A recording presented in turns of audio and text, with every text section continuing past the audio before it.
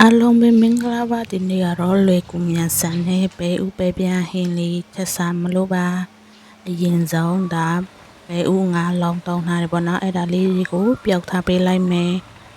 ပျောက်ချက်ပြီးဆိုရင်ဖယ်ထားပေးလိုက်မယ်ပေါ့နော်ဒီနောက်ပဲပြားကြော်ပေးလိုက်မယ်စီပူလာပြီးဆိုရင်ပဲပြားငါလောင်တောင်းထားတယ်ပေါ့နော်အချမ်းချမ်းပြီးတော့ကြော်ထားပေးလိုက်မယ်ကျွတ်တော်တဲ့ထိကြော်ပေးလိုက်မယ်ပေါ့နော်ဒါတစ်ဖက်ကကျွတ်ပြီးဆိုရင်နောက်တစ်ဖက်ကိုလှမ်းပေးလိုက်မှာပေါ့နော်ပဲပြားကြီးကိုချမ်းလှမ်းပေးလိုက်မှာပေါ့နော်အကောင်လုံးလေးလှမ်းပြီးတော့ပြီးဆိုရင်နောက်တစ်ဖက်ကျအောင်ပြန်ချက်ပေးလိုက်မှာပေါ့နော်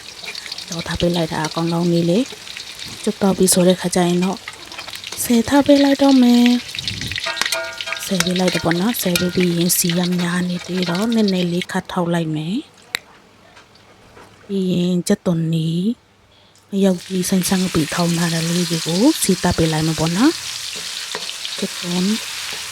လေးနုံတော့တဲ့ထိတစ်ချက်စီတပ်ပေးလိုက်မယ်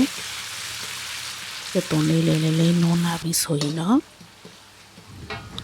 ဂျုံမောက်ရဲ့စားရဲ့မဆလာရဲ့ထည့်ပေးပြီးရင်တော့အရသာရောတော့အောင်တစ်ချက်မွေးပေးလိုက်မှာပေါ့နော်ရတာလေးနှပ်ပြီးဆိုရင်တော့မကြီးမှိတ်ရီကိုတစ်ခါတည်းထည့်လိုက်မှာပေါ့နော်မကြီးမှိတ်ရီလေးထည့်ပြီးဆိုရင်တော့နှပ်တော့အောင်တစ်ချက်မွေးပေးလိုက်အောင်မယ်ပြီးရင်ရီနည်းနည်းတစ်ခါတည်းထည့်လိုက်မှာပေါ့နော်ဒီထည့်ပေးပြီးတော့ခုနကကြော်ထားတဲ့ပဲပြားကိုထည့်ပေးလိုက်မယ်ပဲပြားထည့်ပေးပြီးတော့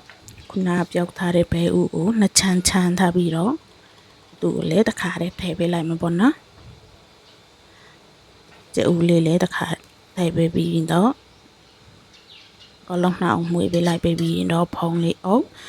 ထည့်ထားပေးလိုက်တော့မှာပေါ့နော်အဲ့ဒါကြိုင်ပြန်တော့ကြည့်တာရေလက်ခန့်နေပြီဆိုတဲ့ခါကျရင်တော့နန်ပင်လေးကိုစိတ်ကြိုင်အောက်ထည့်ပေးလိုက်မှာပေါ့နော်အများကြီးအောက်ထည့်ပေးလိုက်တယ်ပြီးရင်တော့နှံတော့တစ်ချက်ထည့်ပေးလိုက်ရင်တော့လေကူမြန်ဆန်တဲ့ပဲပြားနဲ့ပဲဥဟင်းနေရတော့စားလို့ရပါပြီချက်ရတာလေးတအားလွယ်တယ်ပေါ့နော်လွယ်ကူမြန်ဆန်တဲ့ဟင်းလေးတစ်ခွက်ပါတို့ဆရာအစုံနဲ့တို့ဆရာတပပန်းနဲ့ပေါ့နော်အဲ့ဒါလေးစားလိုက်တော့မယ်လွယ်ကူမြန်ဆန်တဲ့ဟင်းလေးရတော့ရပါပြီ